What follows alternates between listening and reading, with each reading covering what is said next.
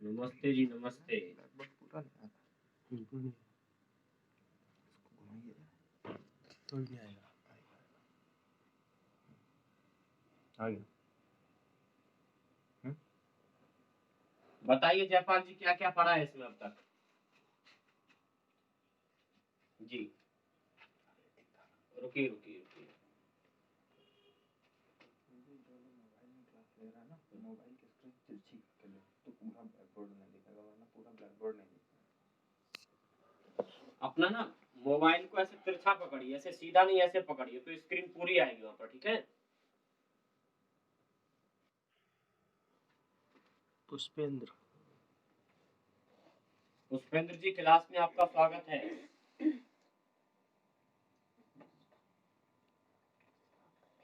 चलिए, पुष्पेंद्र जी, वेदांत सार के लेखक कौन है? वेदांत सार के? अच्छा, सदानंद, वेरी गुड। और जो वेदांत दर्शन है, जो वेदांत, तो उसके वेदांत दर्शन के आचार्य कौन है? नहीं, वेदांत दर्शन के, वेदांत के शंकराचार्य नहीं है। वेदांत के आचार्य कौन है, बताओ जयपाल।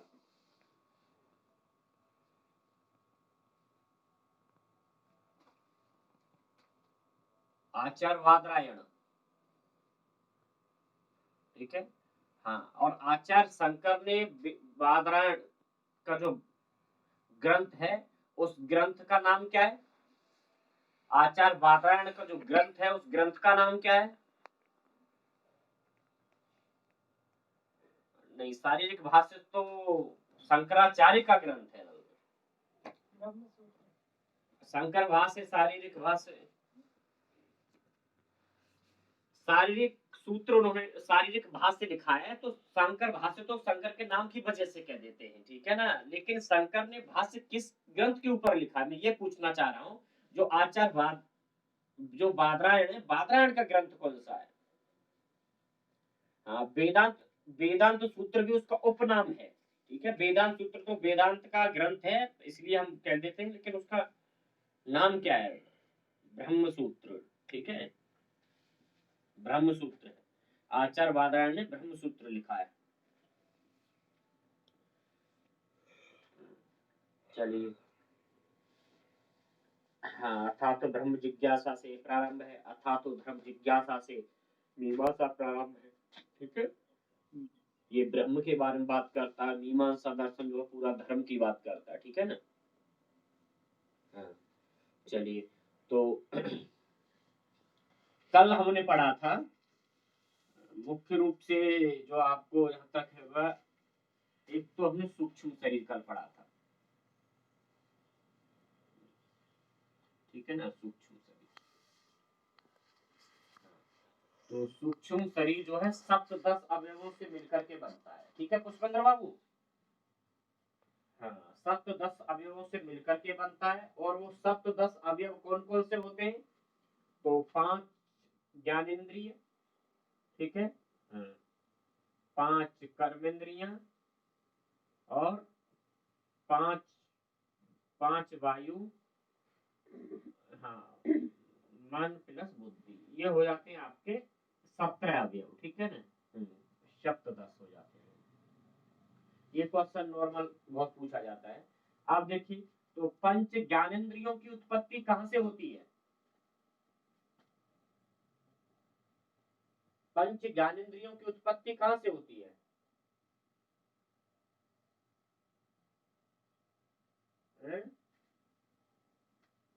बोलो बोलो, शास्त्री जी बोलिए, सत्येंद्र जी बोलिए। हाँ, ठीक है। अज्ञान से उपहित चैतन्य के अपंचीकृत, ठीक है, अपंचीकृत कौन से 5, जो अपंचीकृत 5 महाभूत है, ठीक है ना, उनके सात्विक अंश से होती है, ठीक है। और अज्ञान से उपहित चैतन्य से किसकी उत्पत्ति होती है?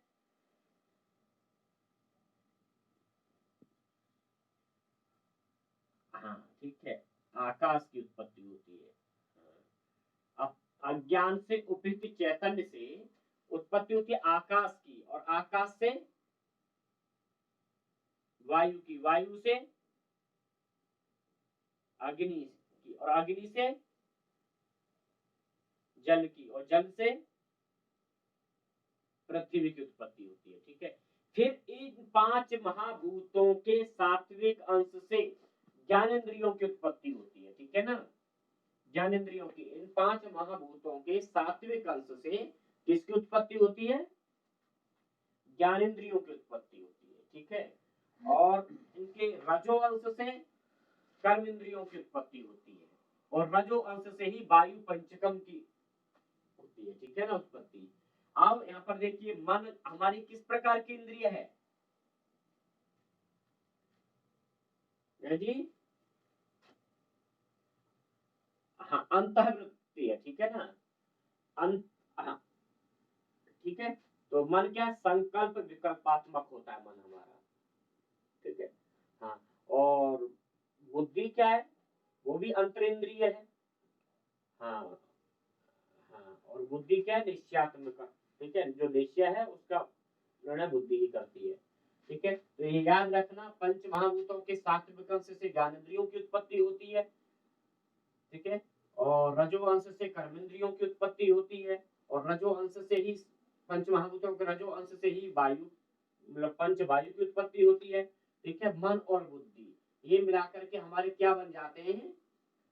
सप्तदश अवयव। ठीक है, तो जो वेदांत का शरीर है, सूक्ष्म शरीर, वो सप्तदश अवयवों से मिलकर, हाँ, 17 अवयवों से मिलकर के बना है। ठीक है, और वेदांत में शरीर कितने प्रकार के होते हैं? हाँ, तो 3 प्रकार के शरीर होते हैं। एक होता है सूक्ष्म शरीर, दू, हाँ, दूसरा कारण शरीर, और तीसरा लिंग शरीर। ठीक है, हाँ। आप देखिए, नहीं नहीं, लिंग को स्थूल शरीर तो अलग है। सूक्ष्म शरीर, कारण शरीर, स्थूल शरीर, लिंग शरीर सूक्ष्म शरीर को नहीं कहते। ठीक है, हाँ। आपको दिख रहा है साफ? अच्छा अच्छा, और आवाज भी साफ आ रही है ना?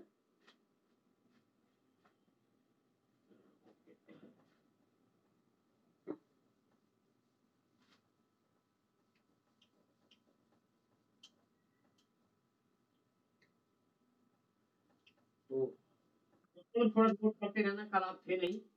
अब इसके बाद देखिए, कारण शरीर आता है सूक्ष्म शरीर के बाद। कारण शरीर,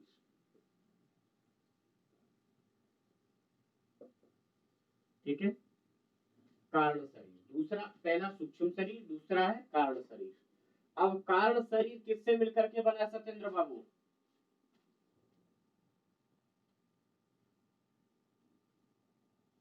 3 कोषों से मिलकर के। ठीक है, अपना माइक म्यूट कर लीजिए, जब मैं बोलूँ ना तभी बोला करिए, थोड़ा सा वो पता नहीं कचर कचर सी होने आवाज होती है।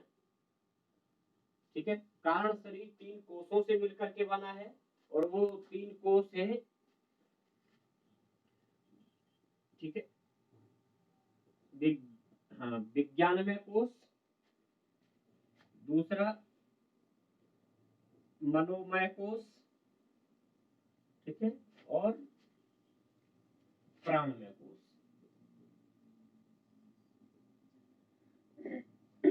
ये 3 कोषों से मिलकर के बना है।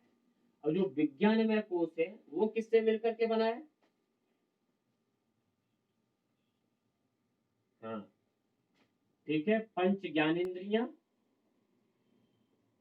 और बुद्धि की, 5 ज्ञानेंद्रियां और बुद्धि से मिलके बना है। ठीक है, मनोमय कोष किससे मिलके बना है? हाँ, पंच ज्ञानेंद्रियां प्लस, ठीक है, और प्राणमय कोष किससे मिलके बना है? पंच कर्मेंद्रियां और पंच वायु।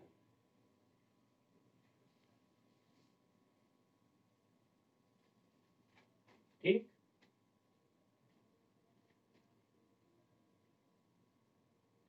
करेक्ट, यही था। आप देखिए, ये जो विज्ञान में कोष है वो कैसा है? विज्ञान में कोष कैसा है?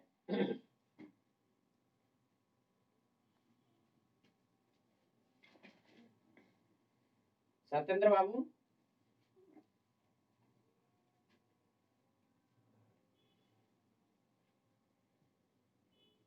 विज्ञान में कोष कैसा है?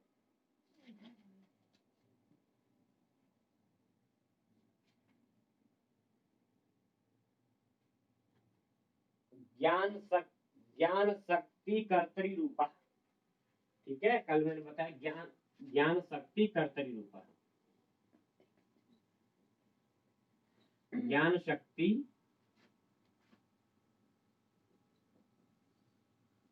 कर्तरी रूपा लिख लीजिए, अगर कट गया तो कोई बात नहीं, ठीक है। हाँ, और मन कैसा होता है? इच्छा शक्तिमान, ठीक है। तो मैं इच्छा शक्तिमान होता है, इच्छा शक्ति लिख रहा हूं, ये कैसा होगा? इच्छा शक्ति कारण रूपा,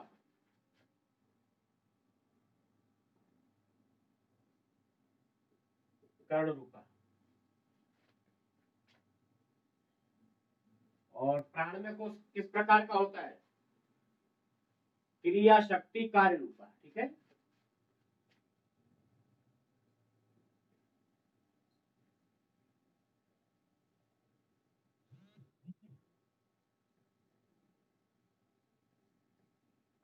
कार्य रूपा।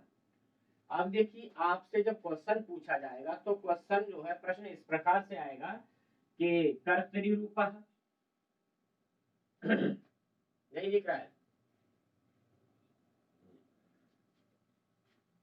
ज्ञान शक्ति कर्तरी रूपा और मनो में कर्ण रूपा और प्राण में कार्य रूपा। ये होता है ज्ञान शक्ति संपन्न। ज्ञान शक्ति संपन्न अर्थात बुद्धि है इसमें, तो ज्ञान कहाँ होता है? बुद्धि में होता है, ठीक है ना। तो ज्ञान शक्ति संपन्न कर्तरी रूपा, ये ज्ञान शक्ति से संपन्न होता है।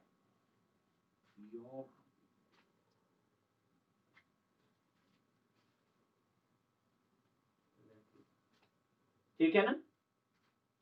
तो ज्ञान शक्ति कर्तरी रूपा, क्योंकि बुद्धि जो है, ज्ञान हमारी पूरा बुद्धि में होता है, इसलिए ये जो विज्ञान में कोश है ज्ञान शक्ति संपन्न होता है और ये कर्तरी रूप है, ठीक है ना, करने वाला होता है, जो कुछ निर्णय इत्यादि करता है वो यही करता है। अब मनोमय कोश पंच ज्ञानेंद्रियों से और मन से मिलकर के बना है, तो इसका काम क्या है? इच्छा शक्ति कर्ण रूपा। ये कैसा होता है? इच्छा शक्तिमान होता है, ये कर्ण रूप है। अब देखिए, मन इच्छा करता है ना, मन का काम है, मन वैसे ही इसकी चंचल प्रवृत्ति है, सकल विकल्पात्मक इंद्रिय है, और हमें ये कर ले वो कर ले, कभी हम निर्णय नहीं कर पाते। तो कैसा होता है? इच्छा शक्तिमान। मनोमय कोश कैसा है? इच्छा शक्तिमान कर्ण रूपा है।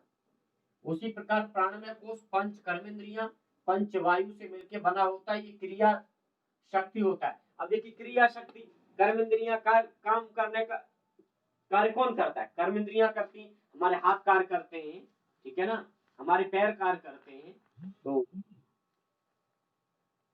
जो कर्मेंद्रियां हैं, तो क्रिया करना काम किसका? अब हम चल के जा रहे हैं, तो कौन चल रहा है? पैर चल रहे हैं। लिख रहा है तो कौन लिख रहा है? हाथ लिख रहे हैं। तो काम जो करने का, ठीक है ना, क्रिया जो जिसके द्वारा की जा रही है, तो वो क्या? क्रिया शक्ति संपन्न।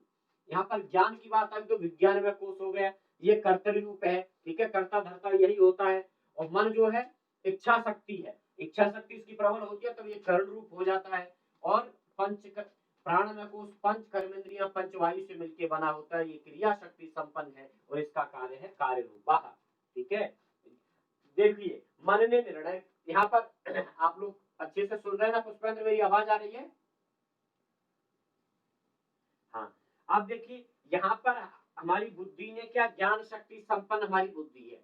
बुद्धि ने सोचा, ठीक है ना, बुद्धि ने सोचा कर्तव्य कैसा हमें करना चाहिए, ठीक है। फिर आगे बढ़े, मनोमय को ज्ञानेंद्रियों मन से मिलकर बना इच्छा शक्ति, फिर हमारी इच्छा शक्ति कर्ण रूप, उस कार्य को हमने रूप दिया। मतलब आप कर कौन रहा है? मान लीजिए फिर चलना है, तो प्राण में कोश क्रिया शक्ति कार्य को फिर हमें वहां पर जाना पड़ रहा है, ठीक है ना। तो ये पूरा एक प्रोसेस हो गया एक कारण शरीर के लिए। और कारण शरीर मुख्यतः आप पीजीटी के ध्यान में लेकर के इस समय हम क्लास को ले रहे हैं, तो वहां मान लीजिए कारण शरीर, ध्यान रखना क्वेश्चन कहीं आ जाए, किससे मिलकर बना है? विज्ञान में कोश से मिलकर के, और मनोमय कोश से मिलकर, और प्राण में, तीन कोशों से मिलकर के क्या बना है? हमारा कारण शरीर बना है, ठीक है। मैं बोल रहा हूँ, सुनाई दे रहा है ना?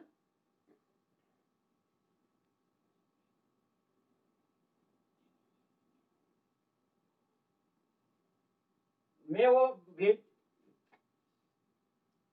ज्ञान शक्ति कर्तृरूपः लिखा है मैंने, कर्तृरूपः वो इच्छा शक्ति रूपा ये भेज दूंगा मैं, आप थोड़ा सा हाँ जितना लिख सकते लिखिए, उसकी चिंता मत करिए, नहीं दिख रहा है ठीक है। नहीं वो नहीं इसलिए नहीं भेजा क्योंकि देखो कल सूक्ष्म शरीर था, परसों अज्ञान था, तो ये पूरा एक ही है, मिला हुआ है पूरा, तो मैं सोच रहा था एक साथ भेजूंगा क्योंकि वो फिर अलग अलग हो जाता, समझ में भी नहीं आता। अज्ञान हम पढ़ रहे थे, अभी अपवाद तक हम आगे जाएंगे, तो बिल्कुल अपवाद और अध्यारोप वहां जाकर के जब समाप्त होगा तब ये पूरा एक जो प्रोसेस है, एक मानी टॉपिक तब पूरा हो पाएगा हमारा, इसलिए मैंने नहीं भेजा था ठीक है। तो अब इतना तो समझ में आ रहा है ना कि जैसे विज्ञान में है जी, वो लिंग शरीर सूक्ष्म शरीर को ही कहते हैं जो कि सप्त 10 अवयवों से मिलकर के बना है ठीक है। हाँ वो मैंने अभी बताया और कल उसको हम बता चुके थे, मैं आपको बता दूंगा अगर कहीं भी कुछ समझ में नहीं आए। वो सप्त 10 अवयवों से मिलकर बनता है, पंच ज्ञानेंद्रियां, पंच कर्मेंद्रियां, पंचवायु, मन और बुद्धि से मिलकर ठीक है। उनकी भी उत्पत्ति अलग अलग प्रकार से होती है, वो मैंने लिखवाया है, अब मुझे कॉल करना, मैं आपको समझा दूंगा, बता दूंगा ठीक है। हाँ अब इसके बाद तीसरा आता है, तीसरा कौन सा है शरीर, स्थूल शरीर।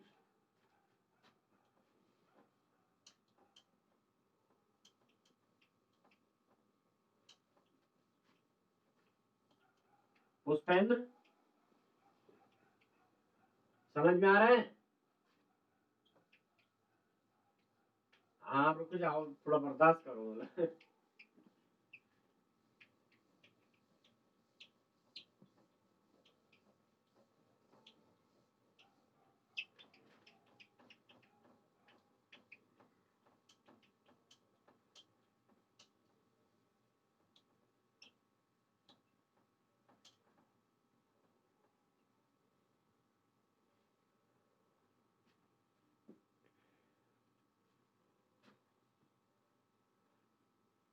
स्थूल शरीर,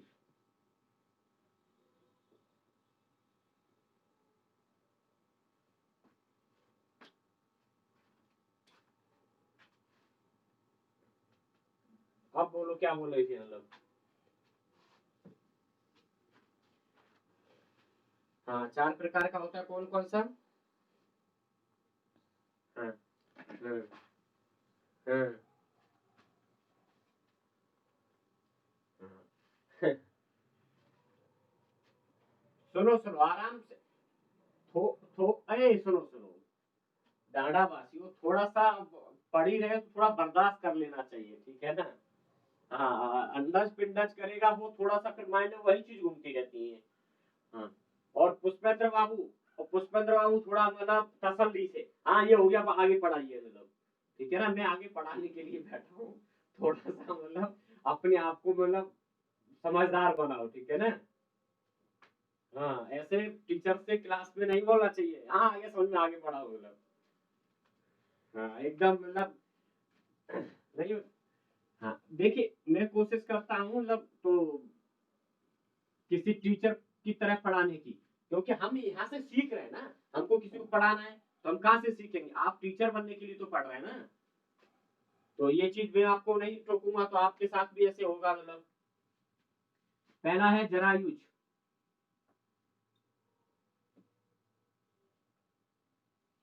ठीक है, जरायुज। दूसरा है नच,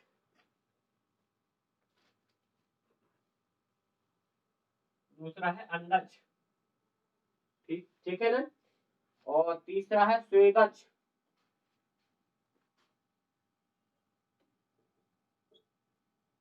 स्वेदज। और चौथा है उद्भिज।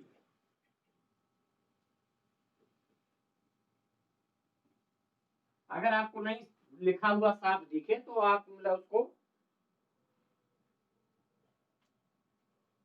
हल्का सा हाँ आवाज से लिख सकते हैं, और नहीं आया तो मैं मतलब आपको वो तो भेजूंगा ही ठीक है। आप देखिए स्थूल शरीर जो है 4 प्रकार का होता है, जरा सत्येंद्र जी आवाज आ रही है ना? हाँ आप सभी लोग अपना अपना माइक म्यूट कर लीजिए। बस बहुत एकदम शांति सी लगती है। ठीक है, स्थूल शरीर जो है 4 प्रकार का है, जरायुज, अंडज, स्वेदज और उद्भिज। अब देखिए इन चारों में अलग अलग प्रकार से सब आएगा। जो जरायुज क्या होता है, मैं सीधा एकदम भाषा में समझा रहा हूँ, तो फिर वेदांत सार में जो परिभाषा लिखी है वही आपको मतलब उसकी मतलब क्या कहते हैं व्याख्या जैसे हम पढ़ते आ रहे हैं वैसे मैं बता दूंगा। जरायुज, जरायुज वो जीव होते हैं जो जरा आयु के द्वारा जरा को प्राप्त मतलब बुढ़ापा समझते ना, जरा मतलब ठीक है, जरा होता है बुढ़ापा, जो लंबी आयु प्राप्त करते हैं। ठीक है ना, उसमें आ जाते हैं आपके मनुष्य और पशु। जरायुज जो आयु के द्वारा जरा को भी प्राप्त करते हैं, जरा अर्थात बुढ़ापे तक मतलब बुढ़ापे को भी प्राप्त करते हैं। अब देखिए किसी का निश्चित नहीं है बुढ़ापा की, जैसे मनुष्य तो वो 100 साल का या 80 साल का 70 साल का होगा ही, लेकिन एक हमारी आयु है ऐसा। ठीक है ना, तो जरायुज, जरायुज में आते हैं कौन कौन से, मनुष्य और पशु। आप यहाँ पर लिख सकते हो थोड़ा सा अगर दिख रहा हो, नहीं तो ऐसे बोल के ही जरायुज के मनुष्य और पशु। जरायुज में कौन प्राणी आएंगे,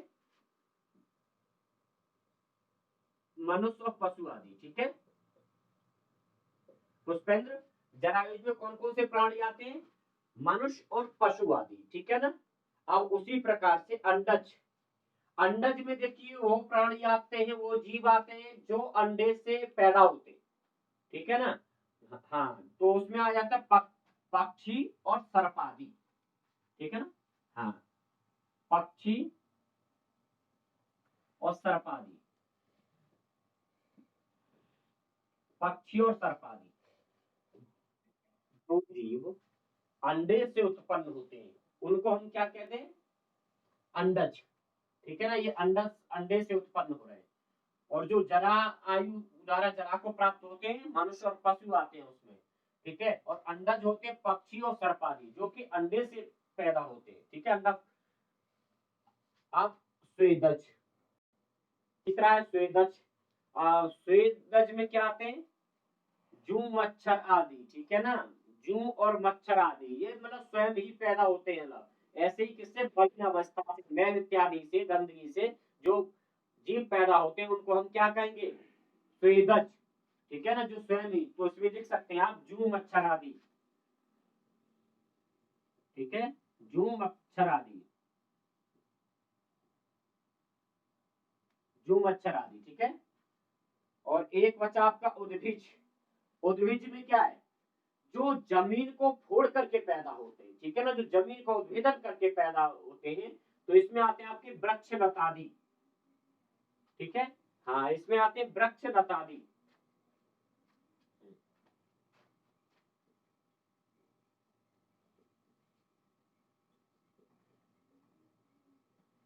वृक्ष लता आदि। ठीक है ना, वृक्ष लता आदि।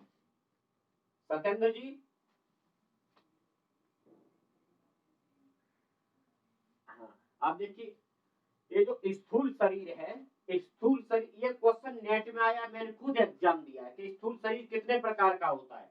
ठीक है ना, स्थूल शरीर कितने, स्थूल शरीर के कितने भेद होते हैं, तो ये नॉर्मल क्वेश्चन नहीं है। जब हम आगे को पढ़ते हैं अच्छे से वेदांत में आगे ही आके आता है क्वेश्चन।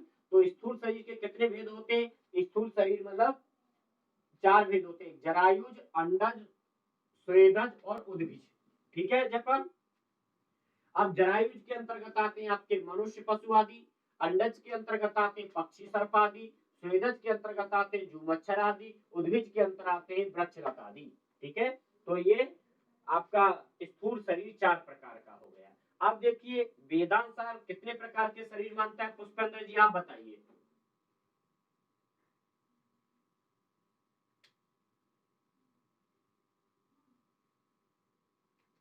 मिस्टर पुष्पेंद्र, वेदांत सार कितने प्रकार के शरीर मानता है,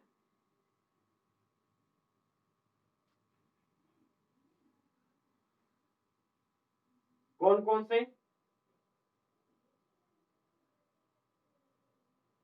हाँ तभी तो कहते हैं थोड़ा सा मतलब आपको मेरा क्वेश्चन पहले समझिए, कहते नहीं, देखिए जो भी सिलेबस होता है ना, आप सिलेबस को मैं कहता हूँ कि 70% 60% भी पढ़ लीजिए, लेकिन उसकी एक एक लाइन आपने पढ़ी हो। आप समझते नहीं हो, एकदम जल्दीबाजी करते हो, परीक्षा देने में भी, समझने में भी, प्रत्येक काम में। अभी आपको बता रहा हूँ कि जो स्थूल शरीर है वो 4 प्रकार का होता है। अब स्थूल शरीर के भेद नहीं पूछा, मैंने पूछा आपसे वेदांत सार कितने प्रकार के शरीर मानता है। ठीक है, हाँ, तो वेदांत सार के अनुसार बताइए, किसी शरीर के भेद नहीं, मैं वेदांत सार के अनुसार पूछ रहा हूँ, वेदांत सार कितने प्रकार के शरीर मानता है। ठीक है, ये हिलता है तो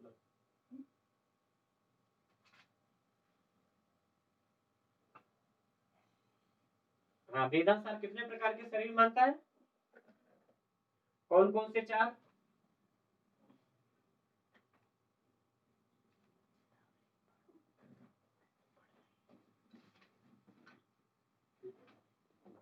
ये ठीक है, कोई बात नहीं, ये स्थूल शरीर के 4 भेद हैं, ठीक है ना।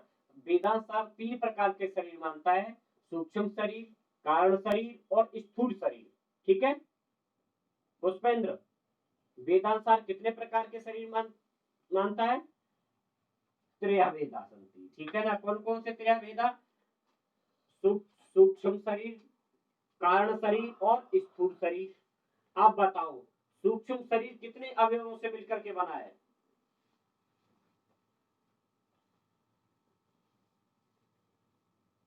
हाँ ठीक है, 17 अवयवों से मिलकर बना है। कौन कौन से वो 17 अवयव हैं।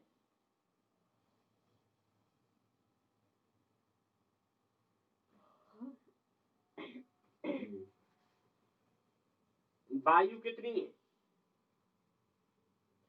ठीक है, कौन कौन सी 5 वायु होती है। ठीक है, चलो। और इसके बाद एक आता है कारण शरीर, तो कारण शरीर के कितने भेद हैं।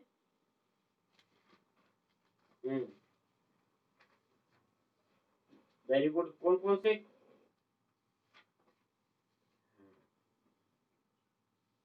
ठीक है ना, भेद क्या, ये 3 कोषों से मिलकर बना होता है, तो कहीं भेद वैसे पूछता नहीं है, कोषों से तो 3 कोषों भेद मान सकते हैं हम, यहाँ पर गलत नहीं है। ठीक है ना, ये 3 कोषों से मिलकर बना होता है। वो 3 कोष हैं, आपने बताया विज्ञानमय कोष, प्राणमय कोष और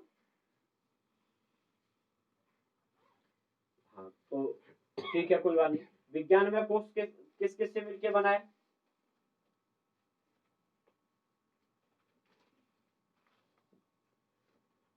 ज्ञानेंद्रियां और बुद्धि से मिलकर बना है। वेरी गुड, यहाँ आपने बिल्कुल करेक्ट बताया। ठीक है, ये किस प्रकार का है। हाँ, कैसा है, क्या काम करता है, ज्ञान शक्ति संपन्न कर्तरी रूपः। ये क्वेश्चन यहाँ से बनता है, ज्ञान शक्ति संपन्न कर्तरी रूपः। ठीक है, ज्ञान शक्ति संपन्न है और कर्तरी रूप है। चलिए, हाँ, और आगे बताइए। हाँ, मनोमय कोष मन और पंच ज्ञानेंद्रियों से मिलकर बनता है। ये क्या काम, क्या इसका काम है, क्या कार्य है इसका।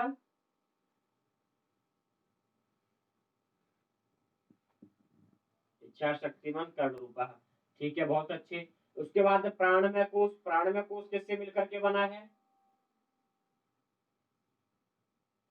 5 कर्मेंद्रियां, 5 वायु, बहुत अच्छे। कैसा है ये, क्रिया शक्ति, वेरी गुड, ठीक है ना। हाँ, आप देखिए, आपने कारण शरीर बता दिया, स्थूल शरीर। अब बताइए स्थूल शरीर के कितने भेद होते हैं। हाँ, कौन कौन से। ठीक है, जरायुज में क्या क्या आता है। वेरी गुड, ठीक है, और अंडज में, ठीक है, स्वेदज में, हाँ, जू और मच्छर, ठीक है, और उद्भिज में, हाँ, वृक्ष लता आदि बोलो, पेड़ पौधे क्यों बोल रहे हो, ठीक है, हम संस्कृत पढ़ रहे हैं, वृक्ष लता आदि। ठीक है, यहाँ तक कोई प्रॉब्लम। चलिए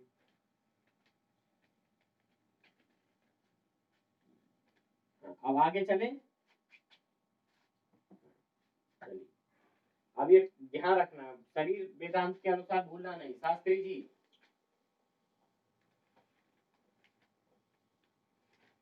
शास्त्री जी,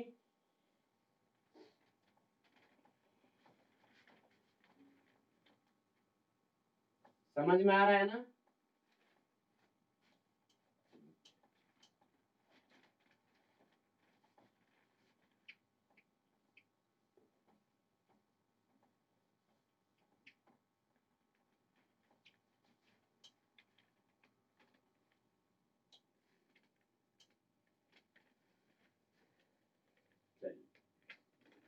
अब इसके बाद आप लिखिए अपवाद।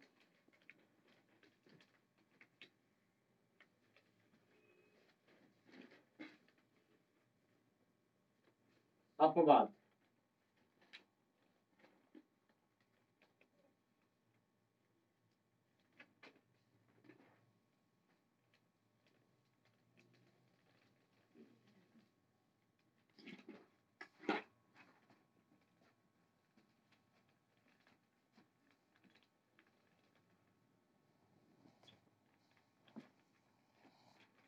अपवाद, ठीक है।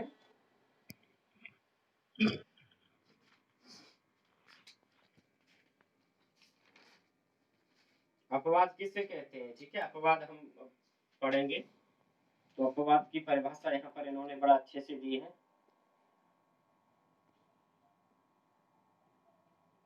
लेफ्ट कौन कर गए? जयपाल।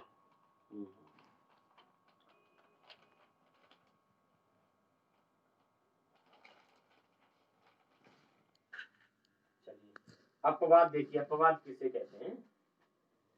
अपवादः नाम रज्जु विवर्तस्य सर्पस्य रज्जु मातृत्ववत् वस्तु विवर्तस्य अवस्तुनः अज्ञानादि प्रपंचस्य वस्तु मातृत्वम्, ठीक है। तद उक्तम सतत्वता अन्यथा प्रथा विकार इति उदीरिता, अतत्वता अन्यथा प्रथा विवर्त इति उदीरिता। अब देखिए इसकी हम व्याख्या करेंगे, आखिर है क्या अपवाद। तो देखिए अब अभी हमने कुछ देर, एक दो दिन पहले क्लास में हमने पढ़ा था क्या, कोशिश की थी हमने अध्यारोप को समझने की। शास्त्री जी याद है अध्यारोप के बारे में कुछ? हाँ देखिए अपवाद और अध्यारोप दोनों में अंतर क्या है। देखिए तो अपवाद में यहाँ पर कह रहे हैं क्या, अपवादो नाम रज्जु विवर्तस्य, एक सेकंड,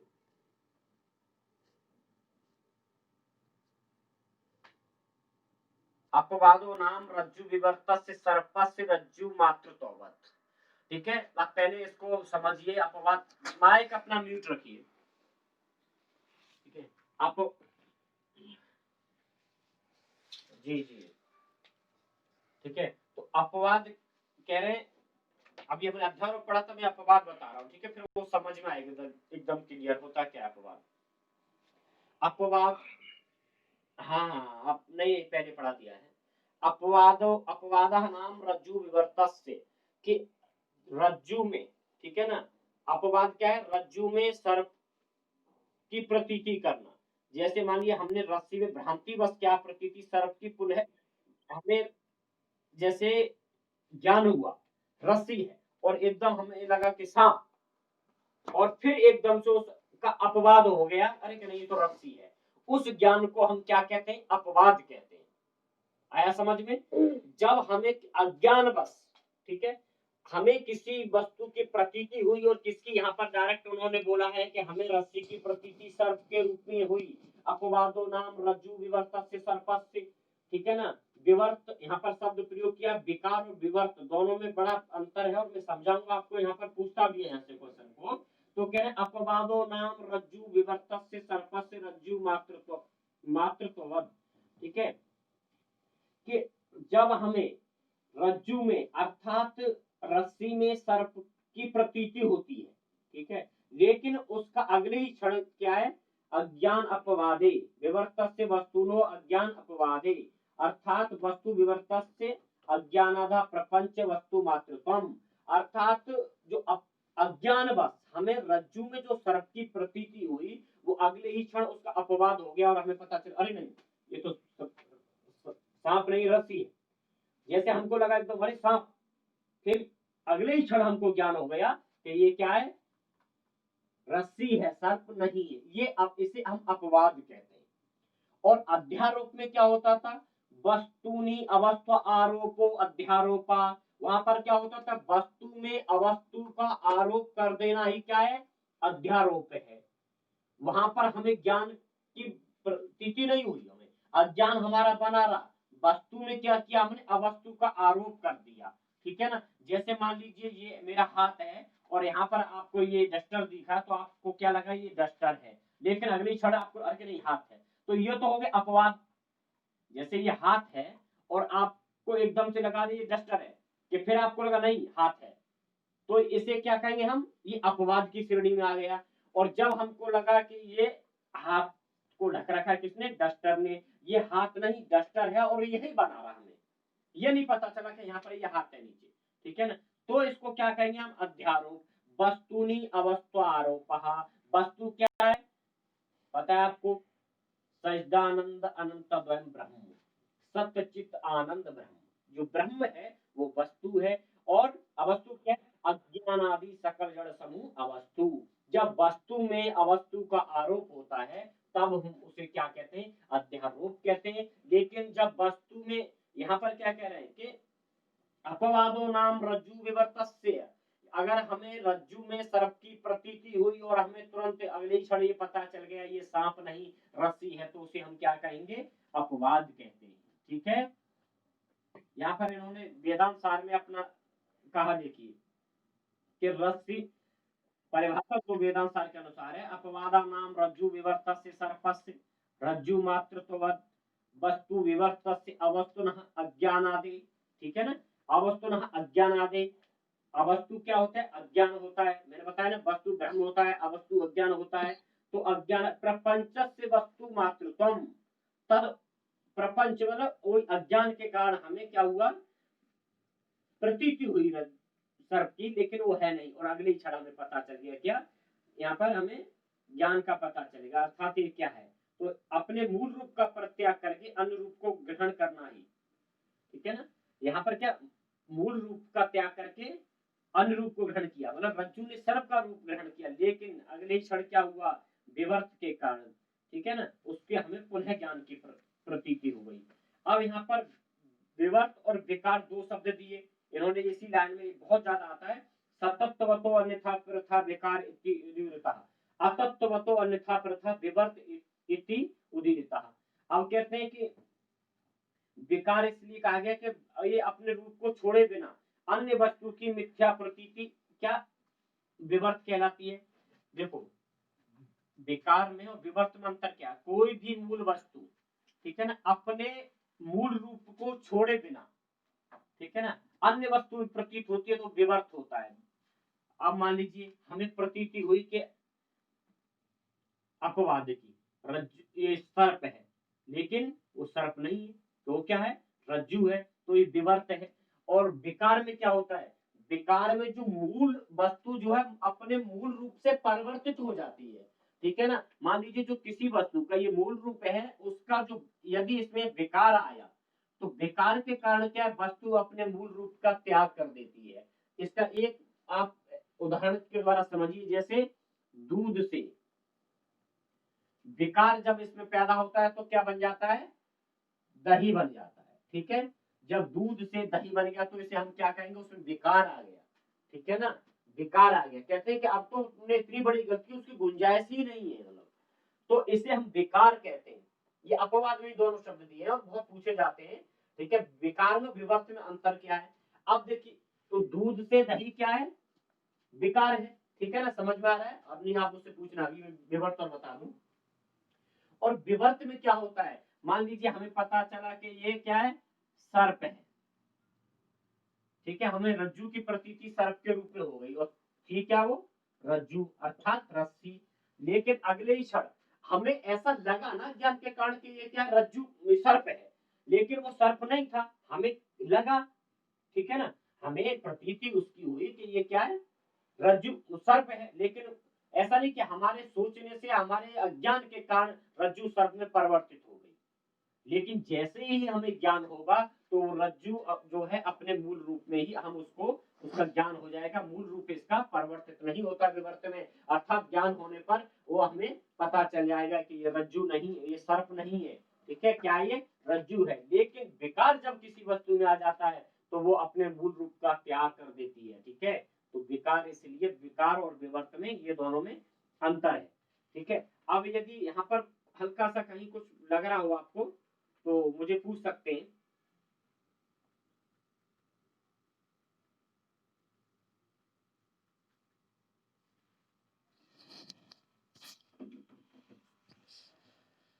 बोलिए पुष्पेंद्र। जैसे दूध से दही के रूप में परिवर्तित होना क्या है, विकार है, क्योंकि दही जो एक बार बन जाए तो पुनः उससे दूध बन सकता है, दूध बनाना फिर असंभव है, ठीक है। अपने रूप का त्याग करके ही दूध दही से बनता है। दूध जो है अपने रूप का त्याग करके, अपने आप को नष्ट करके फिर वो क्या बन जाता है, दही बन जाता है। और इसी प्रक्रिया को हम परिणाम भी कहते हैं फिलॉसफी की भाषा में।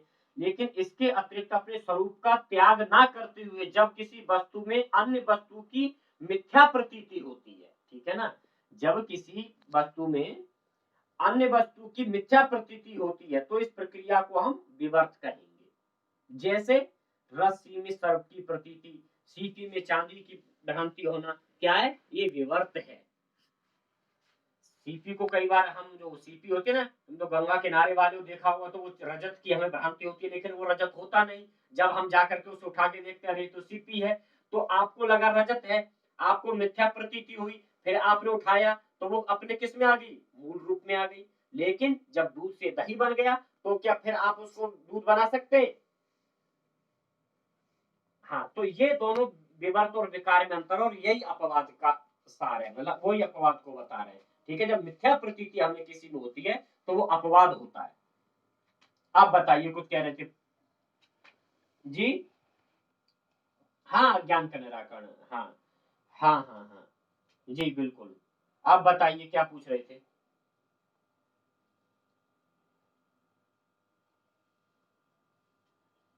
जयपाल, पुष्पेंद्र कुछ कह रहे थे अभी, माइक ऑन किया, बोलो। हाँ, अपवाद समझ में आया। अपवाद में दो शब्द विवर्त और विकार, ये बहुत महत्वपूर्ण है दोनों, ठीक है ना। तो विवर्त और विकार दोनों समझ में आए। विकार का परिणाम क्या होता है और विवर्त का परिणाम क्या होता है। विवर्त के जब मूल वस्तु अपने मिथ्या प्रतीति के कारण हम उस, ठीक है, हाँ, लेकिन वो ज्ञान होने, हाँ, ज्ञान होने पर हमें पूरी उसी रूप में आ जाती है वो, ठीक है ना। लेकिन विकार में क्या होता है, अगर विकार एक बार हो गया तो, हाँ, ठीक है ना, परिणाम उसको, विकार को हम बदल नहीं सकते, ठीक है। हाँ, तो इसी को हम अपवाद कहते हैं, और अपवाद की परिभाषा में आपको ये भेजूंगा। हाँ हाँ हाँ, देखिए, अपवाद, अपवाद का क्या है, वो पूछता है रज्जु विवर्त, अपवादो नाम रज्जु विवर्त से सर्पस्य, ठीक है ना। अपवाद क्या, रज्जु में जब हमें सर्प की प्रतीति होती है तो ये अपवाद है, ठीक है। ये अपवाद मतलब, तो इन्होंने इसी में लाइन दी है, कैसे होता है, सतत्वतो अन्यथा प्रथा बेकारिति विरुद्ध। ये नेट में ये लाइन पूछा है, सतत्वतो अन्यथा प्रथा कहा, ठीक है ना।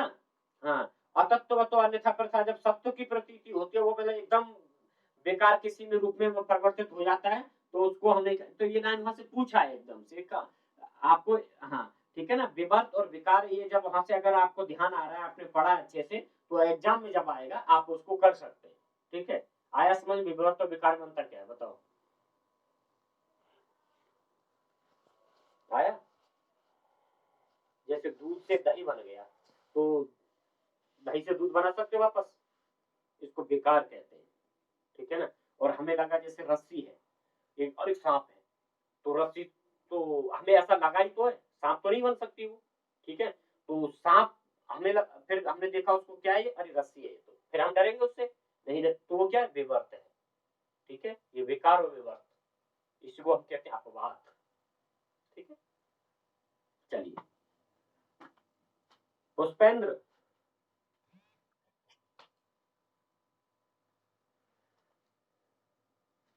पुष्पेंद्र बताइए।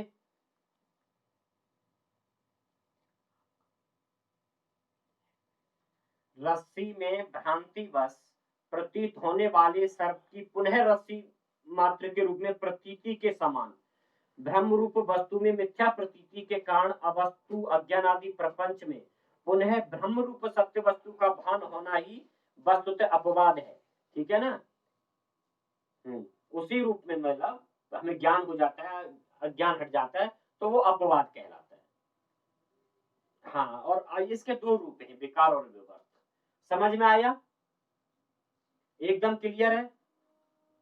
हाँ चलिए।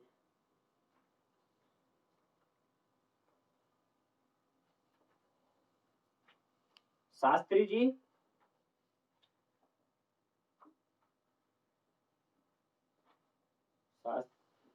हाँ, विवर्त और विकार में अंतर पता चला? अच्छा, क्या अंतर है दोनों में?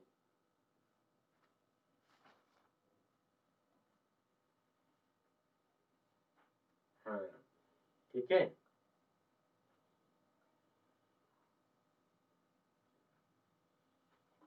हाँ हाँ हाँ, हाँ। बिल्कुल बिल्कुल। तो अपवाद समझ में आया? अपवाद क्या है?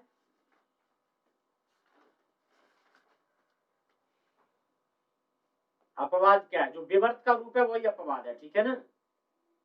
हाँ, जो विवर्त का रूप है वही अपवाद है। चलिए, अभी यहाँ तक हम अपवाद और वो सब वही ज्ञान अज्ञान इत्यादि वो सब चल रहा था।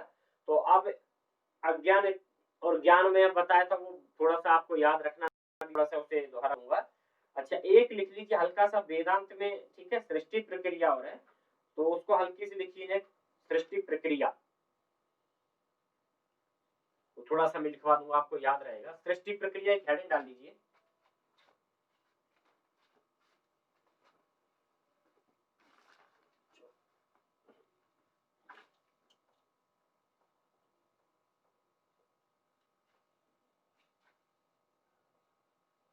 अच्छा, आनंद आ रहा है। देखो, अगर आप कुछ भी काम कर रहे हो ना उपेंद्र, तो ये हमारे दादाजी कहते थे कि उसमें आपको आनंद आना चाहिए। देखिए, कोई भी काम जबरदस्ती और ऐसे नहीं, बिना मन के नहीं करना चाहिए। अभी थोड़ा सा मैं जानता हूँ, मैं खुद कोशिश में हूँ थोड़ा। ठीक है, अगर एप्पल का आईपैड वगैरह थोड़ी व्यवस्था हो जाएगी ना, वो फिर उससे बहुत अच्छी एकदम, मैं आपको ऋषि सर पढ़ाते हैं, उसी से वीडियो भेजूंगा एक, इतनी साफ है बिल्कुल। क्योंकि अभी ये लैपटॉप कैमरा, जो मोबाइल का कैमरा, उतना अच्छा काम नहीं करता। लैप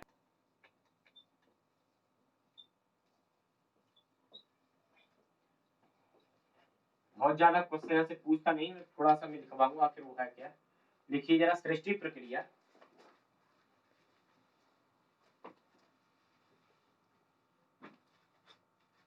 वेदांत ने, हाँ लिखिए, वेदांत ने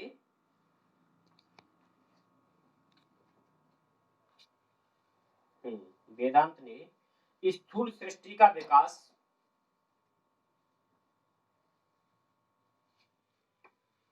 स्थूल सृष्टि का विकास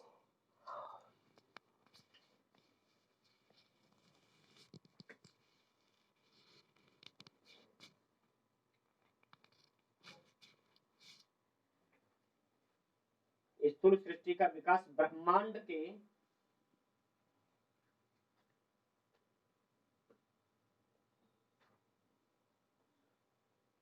14 भुवनों से माना है।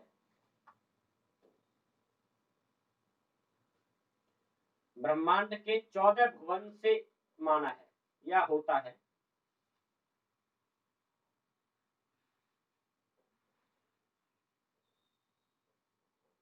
ठीक है, 14 भुवन से माना है, 14 भुवन से होता है।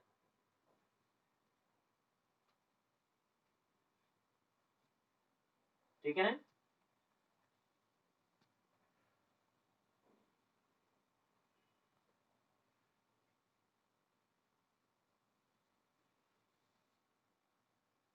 14 भुवन लिख लिए। कहीं आपने चर्चा मेरे ख्याल से जरूर सुनी होगी, 14 भुवन 18 ये मतलब ऐसे करके सुना है आपने कभी? जरूर सुना होगा। 14 भुवन का तो आप सब संस्कृत के विद्यार्थी हैं, उपदेश इत्यादि आप करते रहते हैं, तो 14 भुवन का नाम जरूर आपने सुना होगा कि 14 भुवन होते हैं लोग।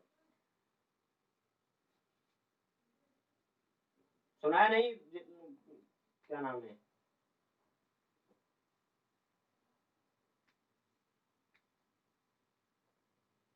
ठीक है, देखिए भू, मैं यहाँ पर लिखूं,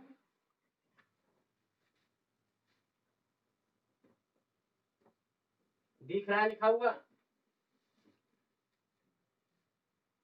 हाँ, केवल भू लिखना है, ठीक है। भू,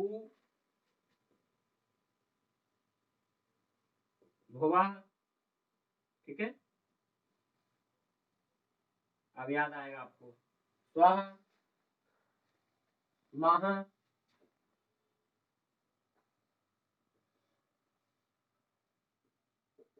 जनः, ठीक है ना, तपः,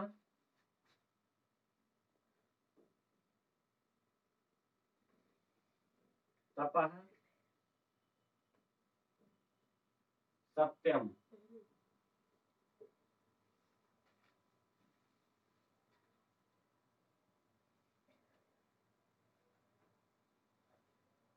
देख लिया। भू, भुवः, स्वः, महः, जनः, तपः, सत्यम। शायद संध्या में है ना ये शास्त्री जी? हैं? हाँ, ये भुवन है, वहां पर वो वहीं से लिया है इसको, ठीक है। ये लिख लीजिए, ये सात ऊर्ध्वलोक है, ये सात ऊर्ध्वलोक है।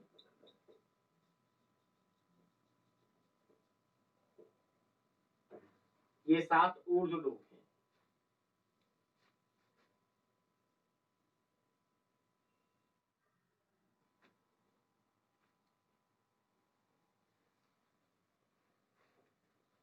ठीक है, ये सात ऊर्ध्वलोक है।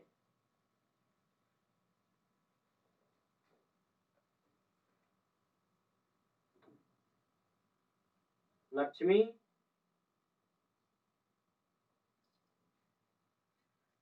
हाँ नमस्ते।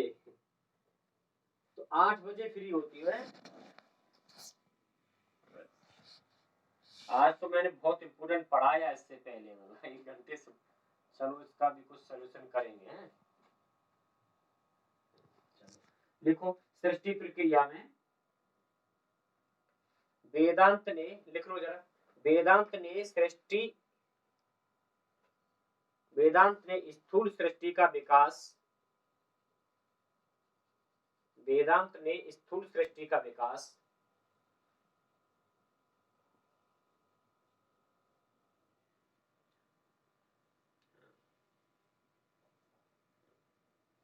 वेदांत ने स्थूल सृष्टि का विकास क्रमशः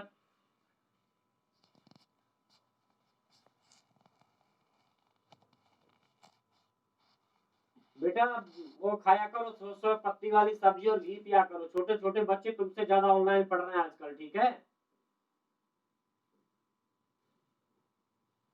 पुष्पेंद्र? हाँ, पत्ती वाली सब्जियां खाया करो, घी खाया करो, मतलब कुछ नहीं होगा आंखों को। मतलब उतने तो व्हाट्सएप और फेसबुक चला रहे तो मुझे मत बताओ, ठीक है? क्या आंखों पे जोर पड़ता है, मतलब उससे ज्यादा तो फेसबुक और व्हाट्सएप में टाइम निकाल देते हो क्लास से ज्यादा समय। लिखा, लक्ष्मी, वेदांत ने स्थूल सृष्टि का विकास क्रमशः ब्रह्मांड के 14 भुवनों से माना है।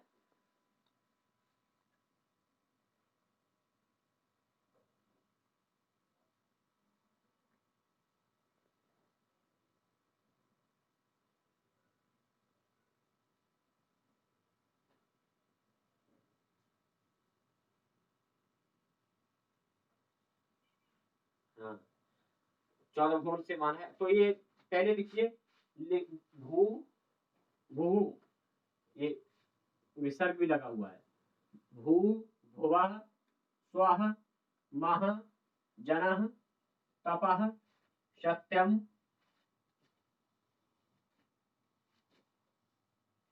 अब माइक म्यूट कर लीजिए पुष्पेंद्र जी, आवाज आ रही है आपकी वापस।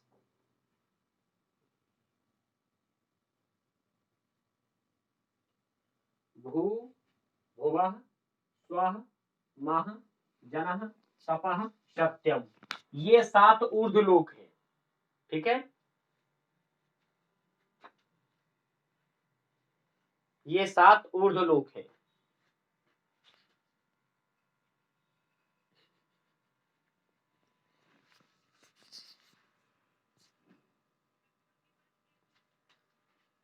तपः के बाद सत्यम है, सत्यम।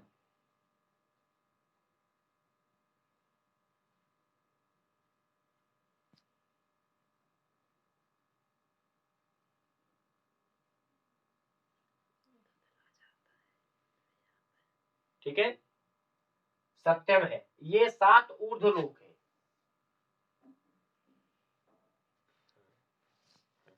अब हाँ, अगली लाइन में लिखिए अतल, इसको मिटा देता हूँ अतल वितल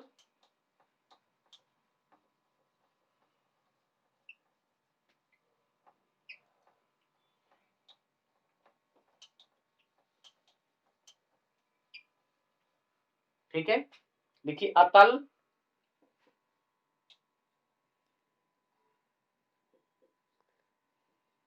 वितल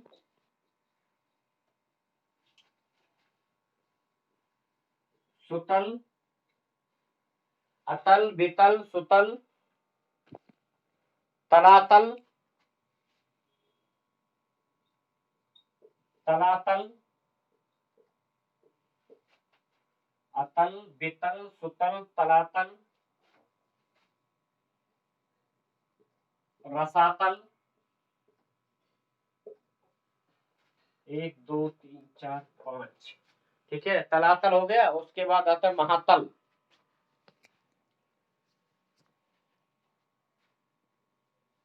महातल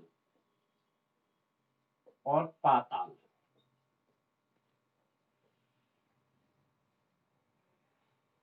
अतल वितल सुतल तलातल रसातल महातल और पाताल। ठीक है,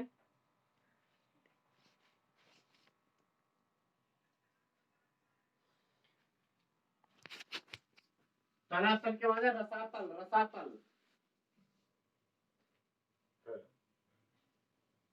तलातल के बाद रसातल, रसातल के बाद महातल, महातल के बाद पाताल।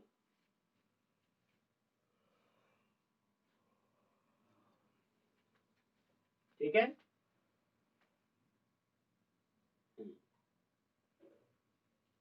ये 7 अधालोक है, अधोलोक। ठीक है ना, लिख लीजिए ये 7 अधोलोक है, ये 7 अधोलोक है।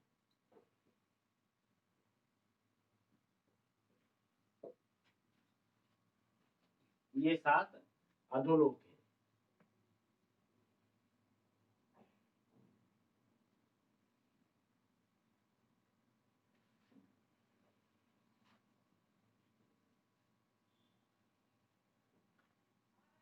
लिख लिया सबने? अब देखिए यही क्वेश्चन आपके पास आ जाए, भुवन कितने होते हैं तो 14 होते हैं। ठीक है, अब क्वेश्चन आ जाए कि इसमें से ऊर्ध्व लोक कौन सा है, ठीक है, अधोलोक का कौन सा है। तो आपने लिखा ऊपर 7 लिखे थे, भू भुवा स्वहा महा जना तपः सत्यम, वो ऊर्ध्वलोक है। और ये 7 मतलब अतल वितल सुतल तलातल रसातल महातल पाताल, ये 7 अधोलोक है। ठीक है ना,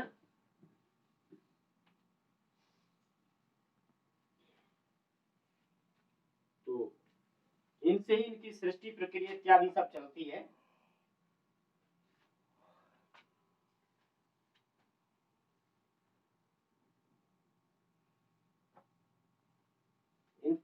14 भुवनों की, ब्रह्मांड की तथा विद्यमान 4 प्रकार के स्थूल शरीरों की एवं उनमें योग्य अन्नपान आदि की उत्पत्ति होती है। इनसे ही मतलब ये जो सृष्टि प्रक्रिया है, जो स्थूल शरीर हमने पढ़ा था अभी, स्थूल शरीर की इन्हीं भुवनों से उत्पत्ति होती है, क्योंकि स्थूल शरीर में जीवों की उत्पत्ति बताई गई है मतलब वहां पर, ठीक है ना। 4 प्रकार का अभी पढ़ा आपने, जरायु, अंडज, स्वेदज, उद्भिज, तो इन्हीं सब सातों के अंतर्गत होती है। और 4 मतलब नीचे के हैं, अधोलोक उन्हें बोल सकते हैं, ठीक है ना।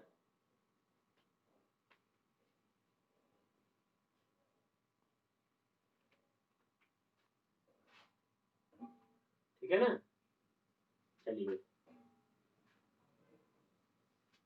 लिख लिया सबने, कहीं कोई प्रॉब्लम मिस्टर जयपाल?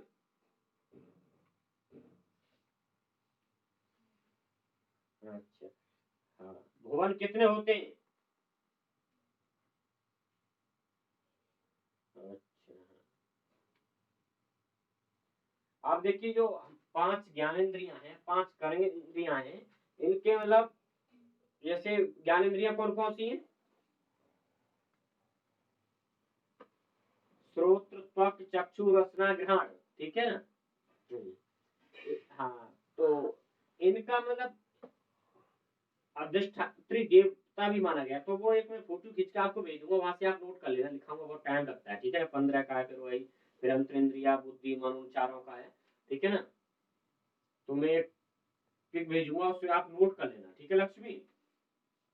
जैसे श्रोत्र का अधिष्ठात्री देवता है दिक्, त्वक का वायु, चक्षु का सूर्य, रसना का वरुण, ग्रहण का अश्विन, वाक जो कर्मेंद्रिया है उसका अग्नि, पाणी का इंद्र, पाद का उपेंद्र, पायु का यम, उपस्थ का प्रजापति, ठीक है। मन का जो अंतरेंद्रिय है, मन का चंद्र, बुद्धि का ब्रह्मा, अहंकार भी इसमें आ जाता है, फिर अहंकार का शिव, ठीक है ना। और चित्त का विष्णु। तो इनके अलग अलग विषय होते हैं। जैसे चित्त का विषय क्या है? स्मरण करना है। चित्त मतलब कहते हैं एकाग्र चित्त होकर के, तो चित्त का विषय क्या है? क्या करता है? स्मरण करना। अहंकार का विषय क्या है? गर्व करना। क्या है? गर्व करता है, तो उसे अहंकार हो गया। ये सब बड़ा छोटे छोटे टर्म्स है, ठीक है, पता होना चाहिए। कई बार हमें बहुत सारी टर्म्स नहीं पता होता, हम इधर उधर मतलब कैसे भी काम चला देते हैं। तो इसी प्रकार मन का चंद्र है, ठीक है ना। मन वैसे इसका जो अधिष्ठात्री देवता है चंद्रमा है, चंद्र है। और बुद्धि का ब्रह्मा है, क्योंकि अखंड ज्ञान बुद्धि में भरा होता है। अहंकार का शिव है, ठीक है ना। और चित्त का विष्णु। तो चित्त का विषय क्या होता है? स्मरण करना। मन का क्या? संकल्प विकल्प करना। बुद्धि का क्या है? निश्चय करना। तो ये सब हमें पता होना चाहिए, ठीक है ना। चलिए, यहाँ तक कोई प्रॉब्लम आप लोगों को? लग रहा है पुष्पेंद्र जी की कॉल आ गई तो वो बिजी हो गए।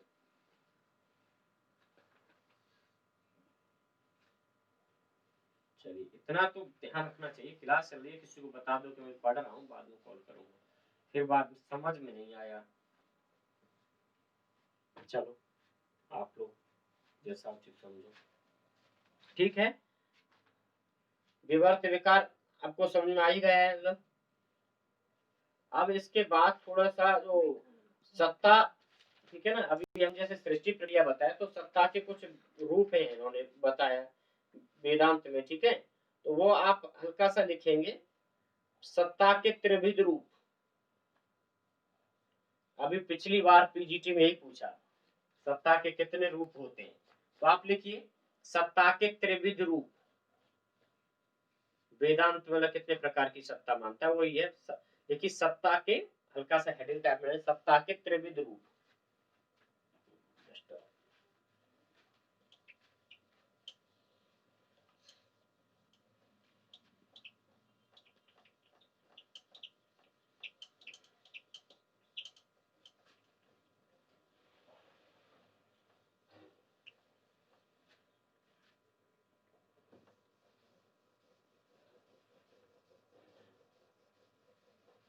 आप लोग बताइए, काफी चीज हो गई है इसमें, काफी हमने पढ़ लिया, वेदांत सार पढ़ रहे हैं हम मूल रूप में। तो टेस्ट देने का मन कब है बताइए? टेस्ट कब देंगे? टेस्ट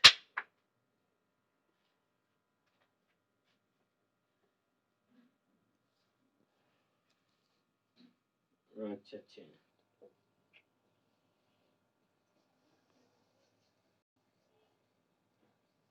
आवाज हमारी आएगी, आप सुनिए, आ रही है? जब हम बोलेंगे तभी तो आवाज आएगी। सत्ता के त्रैविध रूप लिखिए, ठीक है। अरे हमें पता था आप यही पूछोगे।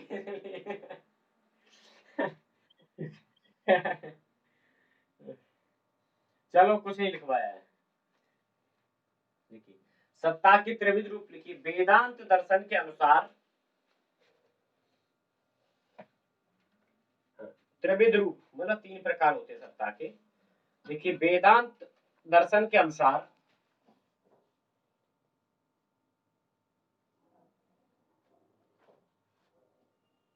पीजीटी वाला सिलेबस तो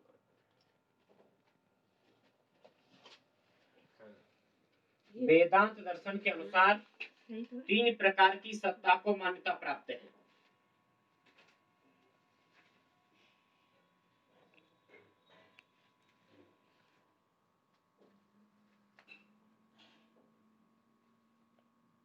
तीन प्रकार की सत्ता को मान्यता प्राप्त है, ठीक है। वेदांत के अनुसार सत्ता कितने प्रकार की होती है? 3 प्रकार की। हाँ लिखिए, पहली प्रातिभाषिक,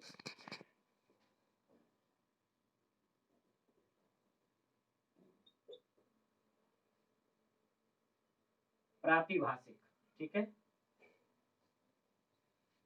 ओके। हाँ लिखा। और दूसरी होती है व्यवहारिक, व्यावहारिक, ठीक है, व्यवहारिक। और तीसरी होती है पारमार्थिक,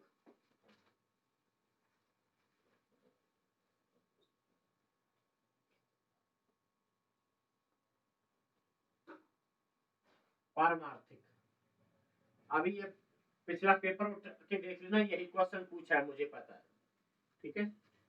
यही क्वेश्चन पूछा, वेदांत सार के अनुसार सत्ता कितने प्रकार की होती है? तो वेदांत सार के अनुसार सत्ता 3 प्रकार की होती है, प्रातिभाषिक सत्ता, व्यवहारिक सत्ता और पारमार्थिक सत्ता, ठीक है। अब मैं आपको ऐसी समझा देता हूँ, चाहे आप लिखना चाहे लिख लेना। देखिए प्रतिभाषिक सत्ता क्या है, ठीक है। तो प्रतिभाषिक सत्ता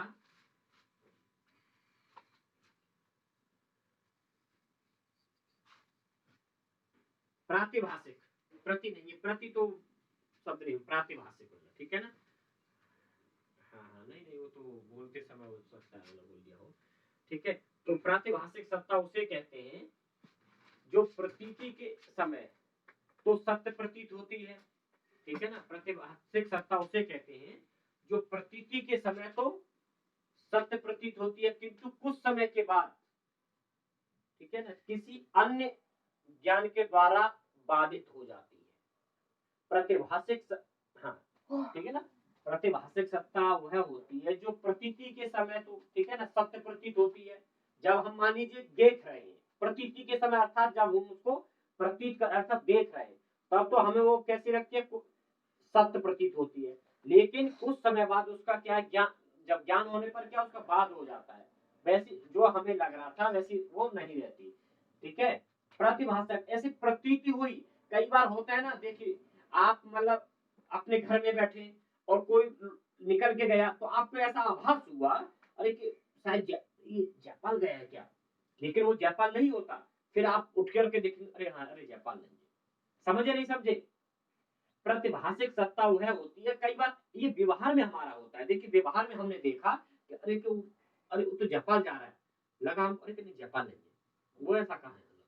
जब हमको ज्ञान होता है अरे वो ऐसा कहाँ है, मतलब एकदम हमें हमें देखिए हम प्रत्येक व्यक्ति अपने आप में दार्शनिक होता है और ये कार्य प्रत्येक व्यक्ति को होता है। तो प्रतिभाषिक सत्ता क्या, हमें थोड़ा सा आभास लगा अरे कि वो तो पुष्पेंद्र है, अगले क्षण अरे नहीं पुष्पेंद्र नहीं, वो कहाँ है, वो क्यों आएगा यार, तो हमें उसका क्या है बाद हो जाता है, ठीक है ना। वो तो ये प्रतिभाषिक सत्ता है। जैसे रस्सी में सांप की प्रतीति, ठीक है, रस्सी में सांप की प्रतीति, आया समझ में? जयपाल,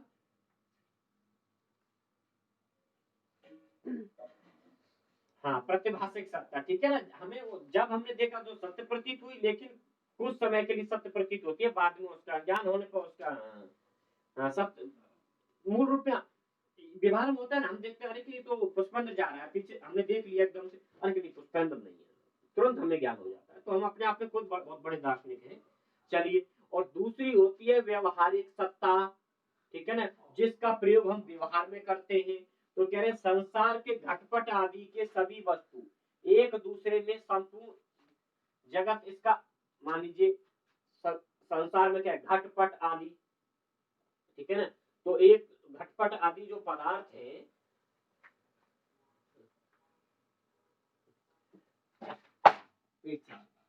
जो घटपट आदि पदार्थ है क्या है, एक दूसरे में मतलब संपूर्ण जगत में इसका उदाहरण है। तो हमें क्या हो रहा है, ये व्यवहार में प्रतीत हो रही है। अब हम ऐसा भी नहीं कह सकते कि घटपट आदि की सत्ता नहीं है। अरे घटपट आदि की सत्ता नहीं हो तो आप देखिए खाना बना रहे हो उसमें, पानी पी रहे हो उसमें, ठीक है ना, हम सारी व्यवहार की वस्तु भी कर रहे हैं, तो उनकी प्रतीति तो हमें हो रही है ना, और वो है भी। घटपट संसार में घटपट आदि जो व्यवहार में हम प्रयोग कर रहे हैं, इनकी सत्ता है, वरना आप खाना कैसे बनाएंगे। तो इस प्रकार के जो संपूर्ण जगत, और इसका संपूर्ण जगत उदाहरण हम कह सकते हैं। लेकिन हम आ रहे हैं, जा रहे हैं, मेट्रो में बैठ रहे हैं, बस में बैठ रहे हैं, अपनी बाइक पर चल रहे हैं, तो ये संपूर्ण जगत क्या है, व्यवहारिक सत्ता है। जो हम देख रहे हैं, व्यवहार हो रहा है, वो हमारी क्या है, व्यवहारिक सत्ता है, ठीक है ना।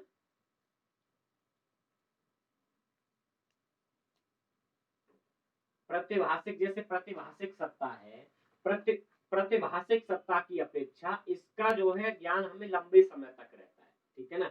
प्रतिभाषिक सत्ता में क्या था, ज्ञान होने पर उसका मतलब हम तुरंत बाद हो जाता है अज्ञान का, और इसका व्यवहार में अधिक लंबे समय तक रहता है। जैसे मान लीजिए व्यवहार में हमने एक बाइक खरीद ली, तो अगली छड़ी हम थोड़ी नित्य है, ठीक है ना, तो उसे 10-5 साल हम प्रयोग करेंगे, वो भी एक दिन नष्ट हो जाएगी। तो उनका व्यवहार में ज्यादा रहती है। तो इसका हम एक प्रकार से मान सकते हैं संपूर्ण जगत इसका उदाहरण के रूप में हमें उसे रख सकते हैं, ठीक है ना।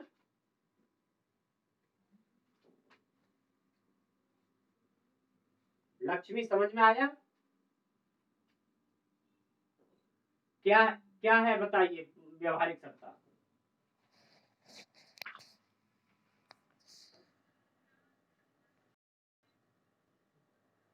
व्यवहार करते हैं, व्यवहार में हम अपने व्यवहार में देखते हैं, ठीक है ना। अब देखो पानी पी रही हो, घट पट है, बर्तन है, कपड़ा है, ठीक है ना, मोटर बाइक है इत्यादि, ये सब क्या है, और ये पूरा संपूर्ण जगत है। व्यवहार में हम इसको देख रहे हैं, हमारे इससे व्यवहार चल रहा है। हम मार्केट जाते हैं, गाड़ी में सब्जी रख के लाते हैं, बड़ी बड़ी गाड़ियों में दिल्ली में बहुत सारा सामान आता है, तो उनकी सत्ता है। हम उनको मतलब ऐसा नहीं नकार नहीं सकते कि इनकी सत्ता नहीं है, लेकिन और प्रतिभाषिक सत्ता की अपेक्षा इनका मतलब जो ज्ञान है ज्यादा लंबे समय तक रहता है, बस, ठीक है। प्रतिभाषिक उसका अगले क्षण ही बाद हो जाता है। अब दो सत्ता हुई, और तीसरे प्रकार की सत्ता एक पारमार्थिक सत्ता, ठीक है।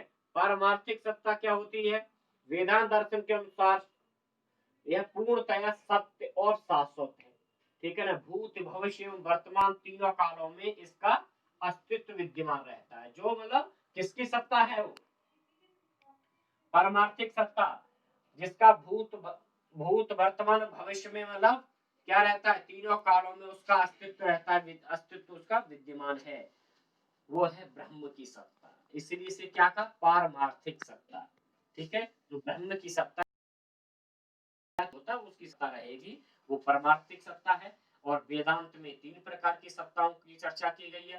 पहली, अपना माइक म्यूट कीजिए पुष्पेंद्र जी, ठीक है। तो वेदांत में 3 प्रकार की सत्ताओं की चर्चा की जाती है। पहली प्रतिभाषिक सत्ता, जो कि हमें सत्य के रूप तरह ही प्रतीति होती है, लेकिन ज्ञान के द्वारा उसका बाद हो जाता है, ठीक है। जैसे रज्जु में सर्प की प्रतीति। एक होती है व्यवहारिक सत्ता, जैसे घटपट इत्यादि जो हमारी सामान्य के प्रयोग है, जैसे हम घर में रह रहे हैं, मोटर गाड़ी में चल रहे हैं, ये सब क्या है, व्यवहारिक सत्ता में आ जाते हैं, ठीक है। एक होती है परमार्थिक सत्ता, जो कि तीनों कालों में जिसका बाद नहीं होता, और वो कौन सी सत्ता है, वो ब्रह्म की सत्ता है, ठीक है। और वेदांत में पहली कह दिया ब्रह्म सत्य जगत मिथ्या, तो ब्रह्म की सत्ता पारमार्थिक सत्ता है। आप लोगों को यही याद रखना है कि वेदांत जो है 3 प्रकार की सत्ताओं की चर्चा करता है। पिछली बार पीजीटी में पूछा गया है, इसमें से बहुत सारे क्वेश्चन रिपीट भी होते हैं इस प्रकार के, ये आपको याद रखना है, ठीक है। अगर कहीं किसी को थोड़ा सा भी लग रहा है कि सत्ता क्या होती है, तो रियलिटी उसको अंग्रेजी में कहते हैं, ठीक है। और मैं आपको बताऊं अगर नहीं समझ में आया हो तो।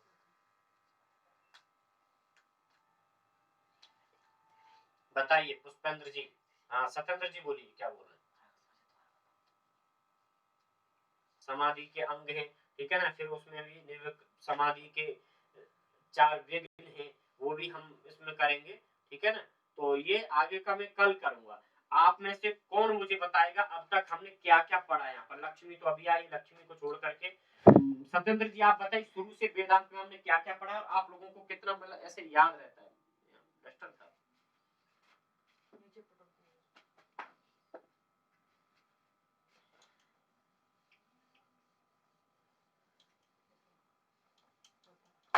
शुरू से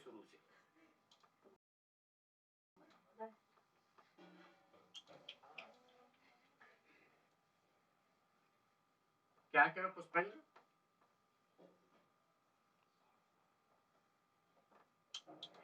शुरू में हमने पढ़ा था मंगलाचरण। जी हाँ, ठीक है। अच्छा मंगलाचरण के बाद अच्छा अनुबंध चतुष्टय पढ़ा था। चलिए हाँ, हमने पढ़ा वेदांत में मंगलाचरण, ठीक है। मंगलाचरण लक्ष्मी पढ़ा तुमने मंगलाचरण। हाँ ठीक है। उसके बाद हमने पढ़ा अनुबंध चतुष्टय। अनुबंध चतुष्टय, ठीक है। अनुबंध चतुष्टय पढ़ा। अनुबंध चतुष्टय में हमने क्या क्या पढ़ा, पहले अधिकारी पढ़ा, ठीक है। अधिकारी के बाद अधिकारी में ही क्या पढ़ा, फिर नित्य नैमित्तिक कर्म पढ़ा हमने, ठीक है। कितने होते हैं ये। अच्छा उसी में फिर हमने क्या पढ़ा, साधन चतुष्टय पढ़ा, ठीक है। साधन चतुष्टय हमने पढ़ा उसी में। साधन चतुष्टय, साधन चतुष्टय के बाद हमने क्या पढ़ा, षटक संपत्ति हमने पढ़ा इसी में, ठीक है। षटक संपत्ति कितनी होती है पुष्पेंद्र। कौन कौन सी होती है।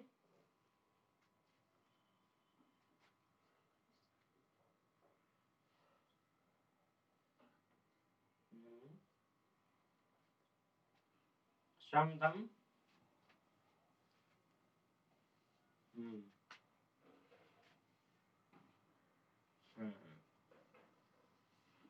चलो ठीक है। तो हमने षटक संपत्ति पढ़ा। षटक संपत्ति के बाद में क्या आया फिर,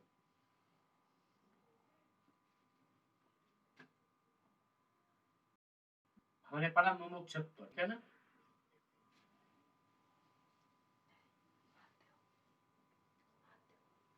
ठीक है हाँ।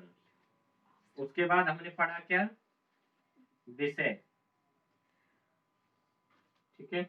उसके बाद हमने पढ़ा संबंध, उसके बाद हमने पढ़ा प्रयोजन, ठीक है। अब ये 10 मैंने टॉपिक लिखा है। अब यहाँ तक ही चले, आगे तो काफी पढ़ लिया है। अब यहाँ तक ही मुझे आप बताओ, आप लोगों को ये पूरा तैयार है इतना।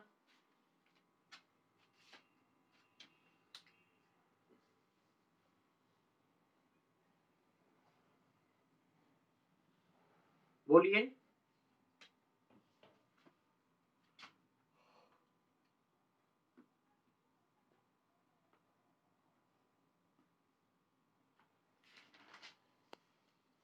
चलो कल में पूरा देखो, आप में से जिसकी क्लास छूटी है, कल मैं कोशिश करूंगा मतलब पूरा रिवाइज कराने की।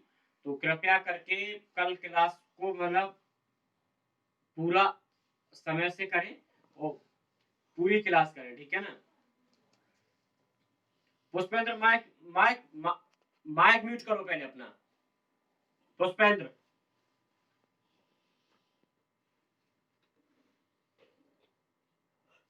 ठीक है सत्येंद्र बाबू। हाँ, क्योंकि ऐसा ना नहीं होना चाहिए, आगे आगे आप और पीछे पीछे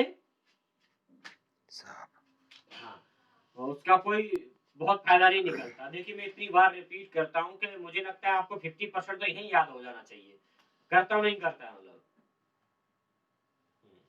चलिए, अब मैं वेदांत को तो यही रोकूंगा, अब थोड़ा भी मुझे चर्चा करनी है और थोड़े से इसके सिलेबस में क्या क्या है।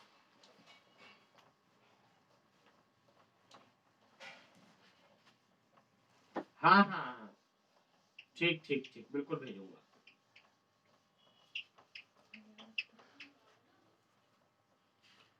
चलिए, अब देखिए मैं आपको इतना कह सकता हूँ कि यदि आप मेहनत से पूरे सिलेबस को आदि से अंत तक पढ़ लिए तो आपको शतक में क्रॉस करवा दूंगा। शतक समझ रहे हैं ना, 125 क्वेश्चन आता है, मैं आपको 100 क्वेश्चन क्रॉस करवा दूंगा अगर आप ईमानदारी से पढ़ेंगे तो, ठीक है ना।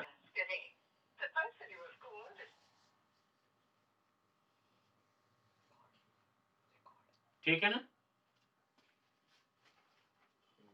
शतक मैं आपको मतलब क्रॉस करवा दूंगा। आप देखिए मैंने उस दिन आपसे इसमें चर्चा की थी, थोड़ा सा रचनाओं के नाम पूछे थे। आज मैं उन रचनाओं के लेखक नहीं पूछूंगा, ठीक है ना, मैं उसके नायक और नायिका पूछूंगा। जो मैंने बताया थोड़ी सी हम पहली यूनिट पर चर्चा किया करेंगे, मान लीजिए दूसरी यूनिट हम पढ़ रहे हैं, पहली यूनिट पर हम चर्चा करेंगे, फिर हम जब पहली यूनिट पढ़ेंगे तो तीसरी यूनिट पर चर्चा करेंगे, फिर हमारे पास पास बचेगी भाषा विज्ञान और ग्रामर वाली। ऐसे करके सिलेबस को हमें कब्जे में लेना है। तो अगर आप मेहनत से इसी प्रकार मतलब चार से हम आराम से नॉर्मल 4-5 क्लास कर सकते हैं वीक में, और ईमानदारी से मेहनत करेंगे तो मैं कह रहा हूँ आप 100 क्रॉस करेंगे, और 100 क्रॉस करने पर हो जाता है मतलब, ठीक है ना। क्योंकि अभी टीजीटी का भी है, जो लोग टीजीटी का देंगे उनको इसमें से और ज्यादा मेहनत करनी है, उधर रूप इत्यादि बहुत सारे पढ़ने पड़ते हैं, ठीक है। तो आज में हम यहाँ पर अब चर्चा करेंगे जो काव्य के ग्रंथ लगे हैं उनके नायक नायिकाओं की। आप लोगों को कितने इसके नायक नायिका पता है, ठीक है। तो पहला ग्रंथ तो काव्य का इसमें कादम्बरी है, तो कादम्बरी के आप नायक नायिका बताइए।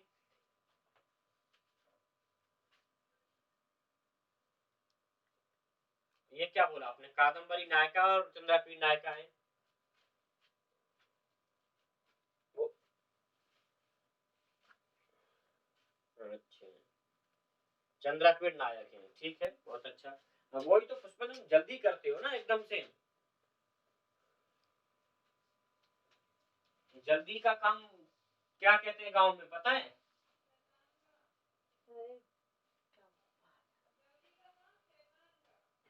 ठीक है ना,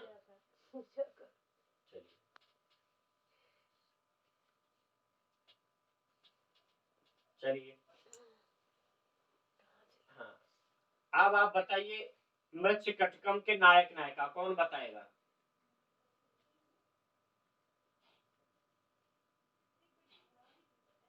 जो बताए वही अपना माइक अनम्यूट करो, म्यूट रखिए, थोड़ा सा कचर कचर टाइप की आवाज आने लगती है।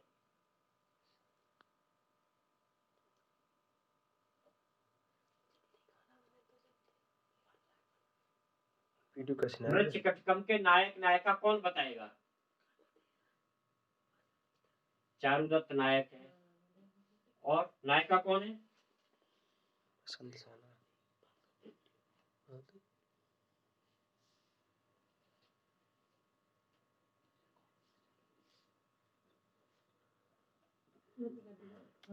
बसंत सेना है वो, ठीक है ना, लक्ष्मी,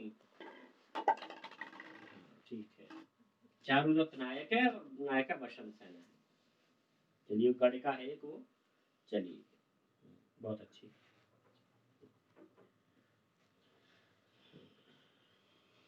अभिज्ञान शाकुंतलम के तो मुझे लग रहा है किसी को नहीं पता होगा।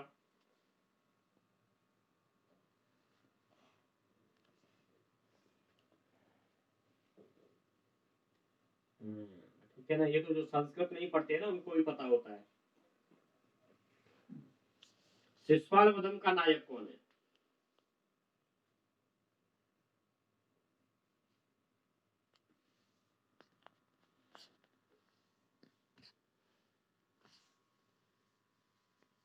बोलो। शिशुपाल वधम का नायक कौन है? श्री कृष्ण। हाँ जी, दोनों ही है श्री कृष्ण। देखो हमेशा जो महाकाव्य होता है ना, एक बात ध्यान रखना आप लोग, आप सभी को बता रहा हूँ, हमेशा नायक वह होता है जो प्रतिनायक का वध करता है, ठीक है ना। हाँ, तो कृष्ण ने मतलब शिशुपाल का वध किया तो इसमें तो कृष्ण नायक है। लेकिन महाभारत महाभारत में ये थोड़ा सा विवादास्पद है, क्योंकि महाभारत का प्रतिनायक कौन है? दुर्योधन। हैं? दुर्योधन है। और दुर्योधन का वध किसने किया था? नहीं, ठीक है ना, भीम ने गदा से किया, ठीक है ना। हाँ, तो भीम तो नायक नहीं है। ठीक है ना, भीम नायक नहीं है महाभारत के अंदर। और अर्जुन भी उसमें नायक नहीं, क्योंकि उसमें क्या इतने योद्धा थे, उनको अब जैसे अर्जुन को निकाल दो तो फिर कृष्ण, हाँ ठीक है ना, कृष्ण वो सेनापति, वो तो अलग अलग है। तो ठीक है ना, महाभारत पे मैं बताया, महाभारत पर ये लागू नहीं होता है, इसलिए ध्यान रखना। महाभारत में रस तो पता होगा कौन सा रस है?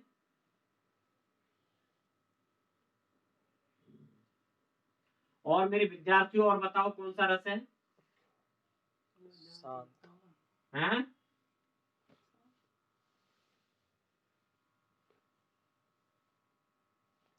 अभी तुम वीर रस बता रहे थे, अब करुण रस और शांत रस, एक बार रस बताओ कौन सा है?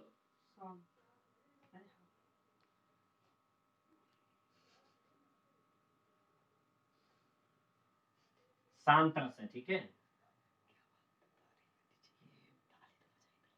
चलिए कोई बात नहीं। हाँ, काव्य प्रकाश के लेखक बताइए, कौन है काव्य प्रकाश के लेखक? हम इस यूनिट के बाद काव्य काव्य शास्त्र ही पढ़ेंगे, फिर उधर इन ग्रंथों की हम चर्चा ऐसे करते रहेंगे, ठीक है। चलिए, थोड़ा सा इसमें रूप भी पूछ लेता, तो रूप पढ़ाने की वो नहीं है, रूप हल्का हल्का आप देखते रहिए, क्योंकि उसमें तो 20-22 क्वेश्चन पूछता है टीजीटी में, तो ठीक है ना, टीजीटी में तो 20-22 क्वेश्चन पूछता है रूपों से। हाँ, इसमें नहीं पूछता, मतलब पीजीटी में ज्यादा रूप नहीं पूछता है। चलिए,